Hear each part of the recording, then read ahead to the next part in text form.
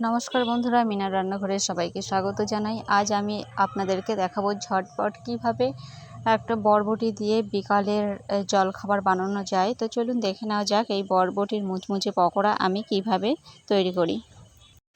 বরবটির পকোড়া করার জন্য এখানে আমি 400 গ্রাম বরবটি ভালো করে ধুয়ে এভাবে ছোট ছোট করে কেটে তারপর কড়াইতে দিয়ে দিলাম, আর এর উপর দিয়ে দিচ্ছি স্বাদ অনুযায়ী নুন।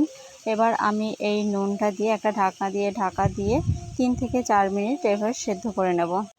আমি বরবটিটা এখানে সেদ্ধ করে নামিয়ে রেখেছি, আর এখানে নিয়েছি দুটো পেঁয়াজ এভাবে কুচি করে, আর এখানে ধনেপাতা কুচি, আর এখানে আদা রসুন আর দুটো কাঁচা লঙ্কা এখানে 1 চামচ মতো মেটা বেটে নিয়েছি। তো আর যা যা লাগছে তার জন্য ভিডিওটি পুরো দেখতে হবে।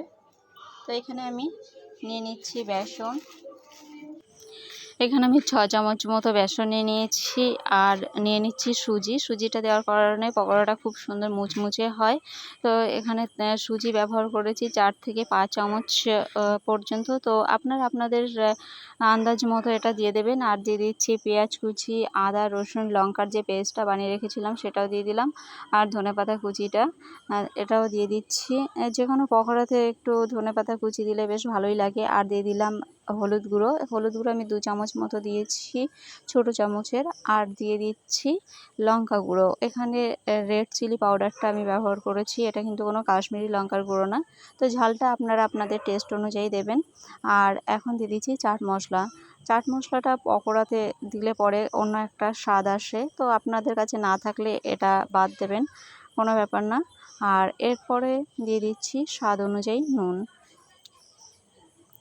এবার এই সবগুলো উপকরণ আমি হাত দিয়ে ভালোভাবে মেখে নেব। এতে আমার কোনো জল দেবার প্রয়োজন নেই, কারণ বরবটিটা যখন আমি সেদ্ধ করেছিলাম, বরবটিটা সেদ্ধ করা, তাই ওটা একটা ভেজা ভাব থাকেই। তারপর এগুলো দিয়ে ভালো করে মেখে নিলেই হয়ে যাবে, জল দেওয়ার কোনো দরকার নেই। এবার আমি ভালো করে এটা হাত দিয়ে মিশিয়ে মেখে নিচ্ছি। আর বরবটির মিশ্রণটা একদম রেডি হয়ে গেছে।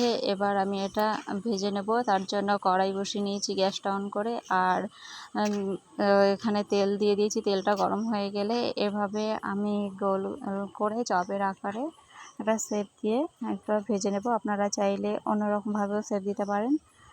তো এভাবে এখন আমার গ্যাসের ফ্লেমটা কমানো আছে। তো এটা দেওয়ার পরে গ্যাসের ফ্লেমটা একটু বাড়িয়ে দেবো, তারপরে উল্টে ব্রাউন কালার করে ভেজে নেব।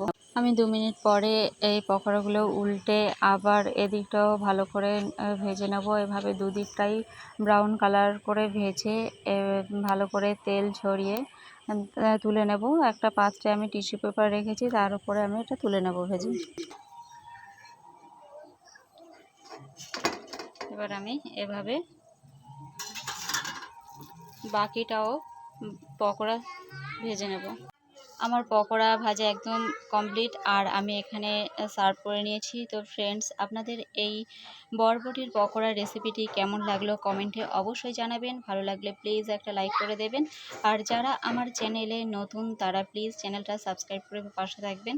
তো আজকের ভিডিও এ পর্যন্তই, দেখা হচ্ছে পরের দিন অন্য কোনো রেসিপি নিয়ে। ততক্ষণ সবাই ভালো থাকবেন, সুস্থ থাকবেন। নমস্কার।